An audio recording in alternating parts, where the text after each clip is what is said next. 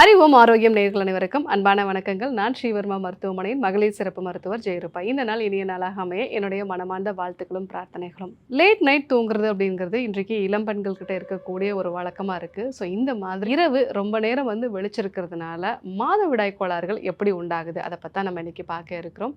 So இன்னைக்கு வீட்டில் அம்மாக்கள் சொல்லக்கூடிய ஒரு முக்கியமான கம்ப்ளைண்ட் என்ன அப்படின்னு பார்த்தீங்கன்னா, பொண்ணுங்க நிறைய நேரம் தூங்காமல் இருக்காங்க, நைட்டில் ரொம்ப நேரம் தூங்காமல் அவங்க ஃபோன் பார்க்குறாங்க, ஸோ காலையில் ரொம்ப லேட்டாக தான் எந்திரிக்கிறாங்க அப்படின்னு சொல்லக்கூடிய ஒரு கம்ப்ளைண்ட் இருக்குது. ஸோ இந்த மாதிரி இரவு ரொம்ப நேரம் அவங்க தூங்காமல் இருக்கிறனால அவங்களுடைய மாதவிடாயில் மாற்றம் உண்டாகுது. மிக முக்கியமாக பார்த்தீங்க அப்படின்னா மாதவிடாய் தள்ளி போகிறது, பிசிஓஎஸ் மாதிரியான பிரச்சனைகள், தைராய்டு மாதிரியான பிரச்சனைகள் உண்டாகிறது.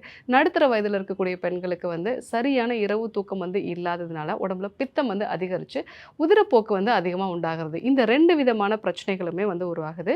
ஸோ லேட் நைட் தூங்குறது அப்படிங்கிறதுனால நமக்கு நைட்டில் ஒரு 10லேருந்து 2 மணி வரைக்கும் இருக்கக்கூடிய தூக்கம் தான் நம்ம உடம்புக்கு தேவையான இந்த மெலட்டோனினை செக்ரேட் பண்ணக்கூடியது. ஸோ அந்த மாதிரி டைமில் நம்ம விழிச்சிட்டு இருக்கோம் அப்படின்னா நம்மளுடைய கல்லீரலும் தொடர்ந்து செயல்பாட்டிலே இருக்கும். ஏன்னா அந்த காலகட்டத்தில் தான் கல்லீரலும் புதுப்பிக்கக்கூடிய ஒரு காலகட்டம். ஸோ இரவு நேரம் ரொம்ப நேரம் நம்ம முழிச்சிருக்கிறதுனால நம்ம உடம்புல தொடர்ந்து குளுக்கோஸ் தேவைப்பட்டுட்டே இருக்கும். இதனால் கல்லீரலிருந்து நமக்கு சர்க்கரை உருவாகிக்கிட்டே இருக்கும். ஸோ அந்த மாதிரி நிலைகளில் தொடர்ந்து ரத்தத்தில் உங்களுக்கு சர்க்கரை இருக்குது. அந்த சமயத்தில் நம்ம எந்த விதமான உடல் உழைப்புமே இல்லாமல் நம்ம படுத்து ரிலாக்ஸாக இருப்போம். ஸோ அந்த நிலைகளில் நமக்கு அந்த குளுக்கோஸை யூஸும் பண்ண முடியாது. அந்த மாதிரி நிலைகளில் தான் உடம்புல தொடர்ந்து ரத்த சர்க்கரை அதிகமாகி இன்சுலின் ரெசிஸ்டன்ஸ் அப்படிங்கிறது ஃபார்ம் ஆக ஆரம்பிக்குது. அதனால தான் நிறைய நீங்கள் இன்றைக்கி லேட் நைட்டில் தூங்க போகக்கூடிய பெண்களுக்கெல்லாம் பார்த்தீங்க அப்படின்னா பிசிஓடி மாதிரியான பிரச்சனைகள் இருக்குது. ஏன்னா பிசிஓடிக்கு இன்சுலின் ரெசிஸ்டன்ஸ் அப்படிங்கிறது தான் மிக முக்கியமான ஒரு காரணம்.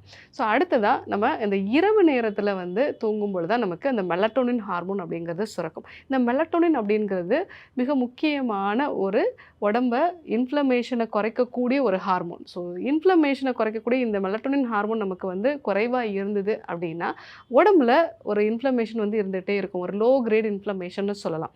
ஸோ ஏன்னா அடிப்பட்டது அப்படின்னா உங்களுக்கு அதிகமான வலி இருக்கும். உடம்புல எப்போவுமே ஏதாவது ஒரு வலி இருந்துகிட்டே இருக்கும். கழுத்து பகுதியில், இடுப்பு பகுதியில், எந்தெந்த பகுதியெல்லாம் நீங்கள் பயன்படுத்துகிறீங்களோ அங்கெல்லாம் வலி இருந்துக்கிட்டே இருக்கும். ஸோ இதுதான் ஒரு லோ கிரேட் இன்ஃப்ளமேஷன் நம்ம உடம்புல இருக்கிறதுக்கான ஒரு அறிகுறி. ஸோ நிறைய பிசிஓடினால் பாதிக்கப்படுறவங்களுக்கு இன்ஃப்ளமேஷன்னாலையும் பிசிஓடி வருது அப்படிங்கிறதும் அந்த ஆராய்ச்சிகள் எல்லாமே சொல்லியிருக்காங்க. ஸோ இந்த இன்ஃப்ளமேஷனை அதிகப்படுத்துறது இரவு தூக்கம் நமக்கு சரியாக இல்லாதனால நமக்கு மெலட்டோனின் சரியாக கிடைக்கல அப்படின்னா இந்த பிரச்சனைகள் இருக்கும். அது மட்டும் இல்லாமல் அந்த இரவு நேரத்தில் நம்ம நல்லா தூங்கும் பொழுது நம்ம பிபியோட அளவு நல்லா குறையும், பாடி டெம்பரேச்சரும் நல்லா குறையும். ஸோ பாடி டெம்பரேச்சர் நல்லா குறையிறதுனால நமக்கு பித்தத்தோட அளவு குறைய ஆரம்பிக்கும். ஸோ பித்தம் சரியாக இல்லை, உங்களுக்கு பித்தமோட அளவு அதிகரிச்சுட்டே இருக்குது அப்படின்னா எண்ணெய் ஓட்டங்களும் நிறையா இருக்கும். அதிகமாக கோபப்படுறதோ இல்லை சின்ன சின்ன விஷயத்துக்கெலாம் நம்ம இரிட்டேட் ஆகிறது, இது கூட உதிரப்போக்கு அப்படிங்கிறது அதிகமாக இருக்கும். சில பேருக்கு பார்த்திங்கன்னா ஸ்பாட்டிங் மாதிரி தொடர்ந்து எடுத்துக்கிட்டே இருக்கும். ஸோ இதெல்லாம் பித்தம் அதிகரிக்கிறதுனால வரக்கூடிய ஒரு விஷயந்தான். ஸோ இது மட்டும் இல்லாமல் நீங்கள் இரவில் சரியாக தூங்கலை அப்படின்னா உங்கள் உடம்புக்கு தேவையான அந்த க்ரோத் அண்ட் டெவலப்மெண்ட் ஹார்மோன்ஸோட அளவு சரியாக இருக்காது. ஸோ அதனால் நல்ல கருமுட்டை உருவாகிறதோ இல்லை எண்டோமெட்ரியம் ப்ராப்பராக உருவாகிறது, இந்த விஷயங்கள்லாம் தடைப்படுறதுனால உங்களுக்கு மாதவிடாய் தள்ளி போகிறதுக்கான வாய்ப்புகள் இருக்குது. குழந்தையின்மை சம்பந்தமான பிரச்சனைகளும் வரதுக்கான வாய்ப்புகள் இருக்குது. ஸோ இது மட்டும் இல்லாமல் உங்களுக்கு இரவு தூக்கம் சரியாக இல்லை அப்படின்னா உங்களுடைய கல்லீரலும் பாதிக்கப்படும்.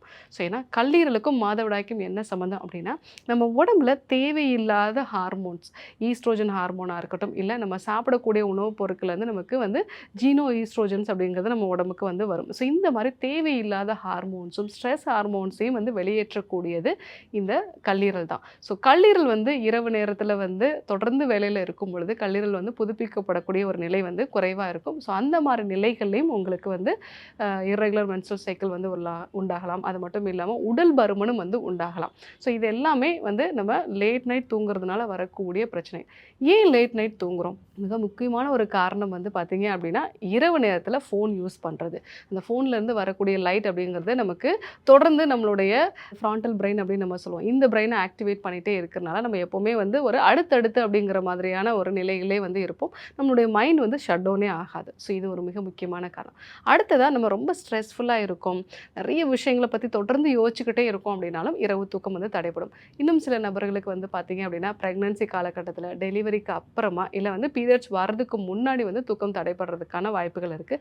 இது இல்லாமல் ஒரு ப்ராப்பரான ஸ்லீப் ஹைஜீன் இல்லை. நான் வந்து ஒரு நாளைக்கு வந்து 8 மணிக்கு தூங்குறேன், ஒரு நாளைக்கு 11 மணிக்கு தூங்குறேன், ஒரு நாளைக்கு 2 மணிக்கு தூங்குறேன். இந்த மாதிரியான ஒரு ஒரு ஸ்லீப் டைம் அப்படிங்கிறது ப்ராப்பராக இல்லாமல் இருந்துச்சு அப்படின்னாலும் உங்களுக்கு தூக்கம் வந்து சரியான ஒரு நிலையில் வந்து இருக்காது. ஸோ இந்த மாதிரி நிலைகளில் வந்து பார்த்திங்கன்னா சரியான இரவு தூக்கம் இல்லாமல் இந்த ஒரு காரணத்தினாலே உங்களுக்கு மாதவிடாய் கோளாறுகள் வந்து உண்டாகலாம். ஸோ மாதவிடாய் கோளாறுகள் இருக்குது அப்படிங்கிறவங்க இரவு 10 மணிக்கு முன்னாடியே நீங்கள் வந்து தூங்கிறது நல்லது. நல்ல ஒரு இரவு ரிலாக்ஸேஷனான ஒரு சில பயிற்சிகள்லாம் இருக்குது. அந்த பயிற்சிகளெல்லாம் நீங்கள் வந்து பண்ணிவிட்டு நீங்கள் தூங்க போனீங்க அப்படின்னா நல்ல இரவு தூக்கமும் வந்து இருக்கும். கல்லீரலும் வந்து புதுப்பிக்கப்படும். உங்களுடைய உடம்புக்கு தேவையான அந்த க்ரோத் ஹார்மோன்ஸும் வந்து வரும். இது மட்டும் இல்லாமல் பிபியோட அளவு வந்து குறையிறது, உடம்போட டெம்பரேச்சரும் வந்து குறையிறது. இதனால் பித்தத்தோட அளவு வந்து குறையிறதுனால இரவு தூக்கம் வந்து ஆரோக்கியமாக இருந்தது. மிக முக்கியமாக 10 மணிலேருந்து 2 மணி வரைக்கும் இருக்கக்கூடிய இந்த இரவு தூக்கம் வந்து இருந்தது அப்படின்னா உங்களுக்கு ஹார்மோன் சம்மந்தமான பிரச்சனைகள் வந்து வராமல் தடுக்கலாம். உடல் பருமனையும் வந்து குறைச்சிக்கலாம். ஸோ இரவு அப்படிங்கிறது வந்து நம்ம உடலை புதுப்பிக்கக்கூடிய ஒரு டைம். ஸோ இந்த டைமில் நம்ம கரெக்டாக தூங்குறது அப்படிங்கிறது மாதவிடாய் வந்து ரெகுலராக இருக்கிறதுக்கு ரொம்பவே அவசியமான ஒன்று. ஸோ நீங்கள் கண்டிப்பாக இதை ஃபாலோ பண்ணி பாருங்கள். இன்றைக்கு இரவு தூக்கம் வந்து தடைப்படுறதுனால மாதவிடாயில் என்னென்னலாம் பாதிப்புகள் வந்து உண்டாகும் அப்படிங்கிறத நம்ம பார்த்தோம். இதே போன்று ஒரு நல்ல தகவலோடு உங்களை சந்திக்கிறோம். நன்றி, வணக்கம்.